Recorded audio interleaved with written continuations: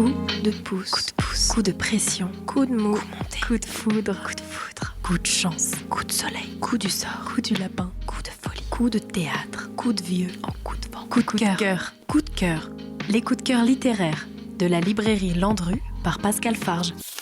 Piet Fromm, Le lac de nulle part, édition Gallmeister. Nous voilà partis pour le Canada et ses lacs.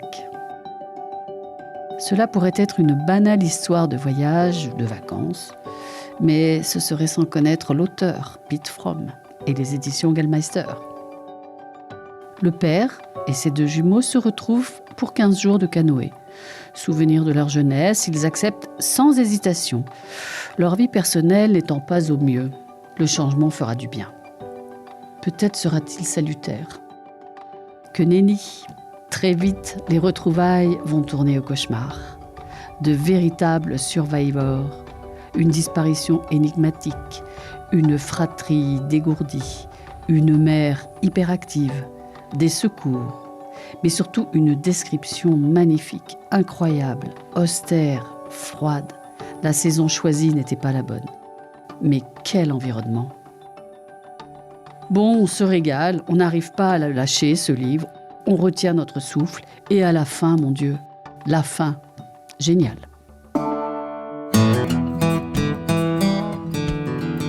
Les doutes soulevés par son premier texto se confirment à Minneapolis.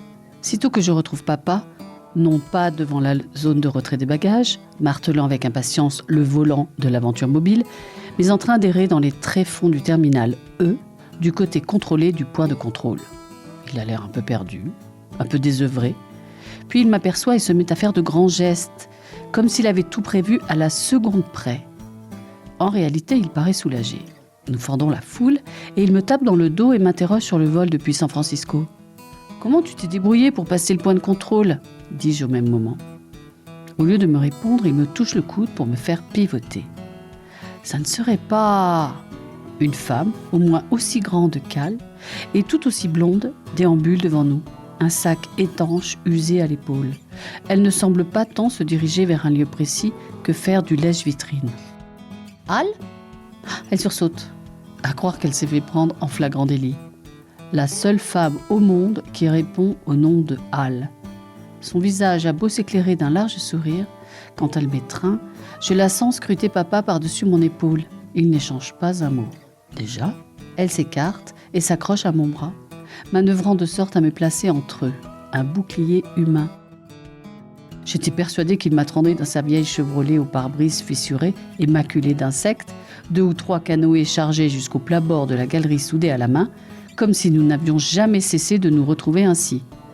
Vu le coup d'œil qu'elle m'adresse, Al pensait la même chose. « Alors, dis-je, qu'est-ce qui se passe ?» Papa balaye la question d'un revers de main. « En temps voulu, en temps voulu. » Incroyable. Papa, l'homme capable de transformer en saga épique le plus banal des événements, qui laisse passer une occasion de raconter une histoire. Une fois devant le tapis roulant, nous l'observons décrire sa boucle infinie. Les voyageurs récupèrent leurs valises, la foule se disperse. Al et moi s'essayons dans nos sacs, mais papa reste immobile. Aucune de ses affaires ne se matérialisant sous nos yeux. « Tu as le temps de nous expliquer ce qui est arrivé à l'aventure mobile, dis-je.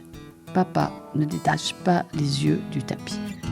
Coup de cœur. Piet Fromm, Le lac de nulle part, édition Gallmeister. C'était le coup de cœur de Pascal Farge de la librairie Landru.